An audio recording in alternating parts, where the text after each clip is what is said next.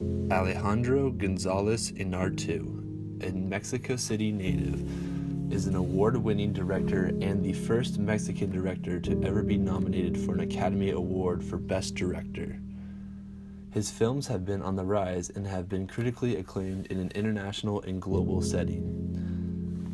The two films I will be talking about directed by Inarritu are The Revenant, which was produced in 2015, and Babel, which was produced in 2006. Over the last 10 years, Inarritu's films highlight themes of white privilege, exploitation of Native people, and international unification. In The Revenant, cinematic elements like transitions in addition to characters, including but not limited to Hugh Glass, played by Leonardo DiCaprio, and the native Akara tribe, provide evidence of exploitation of Native people by non-natives as well as international unification. The storylines of the characters and locations across the globe in Babel provide evidence for white privilege and give a call for international unification.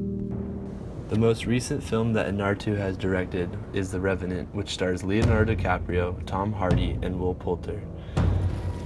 The film takes place in the 19th century and shows the tenacious relationship between Hugh Glass and the men who stripped him of his goods and abandoned him after nearly dying. Only making 2 films prior, Babel became Inarritu's third film.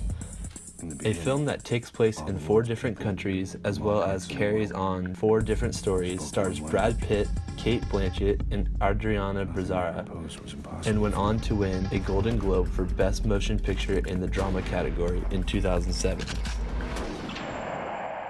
The white privilege that occurs in The Revenant can be subtly seen in the scenes that involved Hugh Glass's son, Hawk.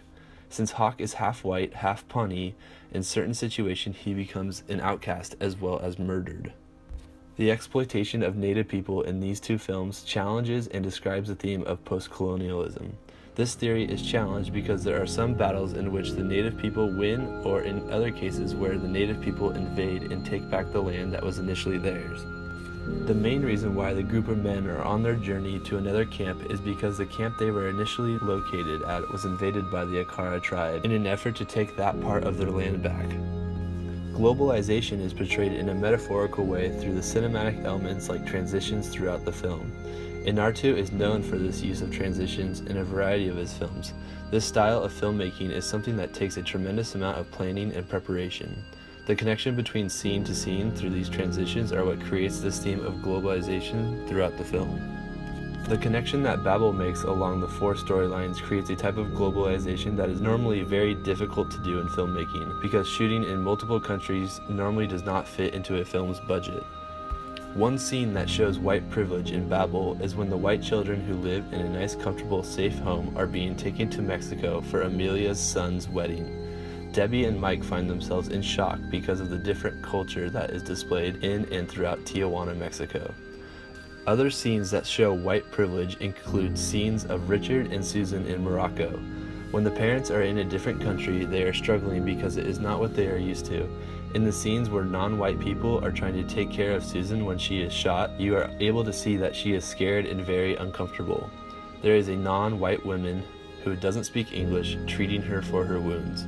Another example is when the tour bus filled with white travelers encounters something inconvenient. The bus ends up stuck in a very poor area because of Susan being shot, and people begin to complain about their location. Examples for post-colonialism are very slim in Babel, but there are some evidence for this argument. Free market in the film includes the sale of the rifle that is purchased by Abdullah in Morocco. This market, in the end, does not improve the lives of anyone, but connects everyone in the entire film. There is evidence that over the last 10 years, Inarritu's films do indeed highlight themes of white privilege, exploitation of Native people, and international unification. Through the use of cinematic elements like transitions, in addition to characters like Hugh Glass and the native Akara tribe, it shows the practice and critique of exploitation of Native people and native land by non-natives, as well as international unification. The storylines of the characters and locations across the globe in Babel provide evidence for white privilege and also give a call for international unification.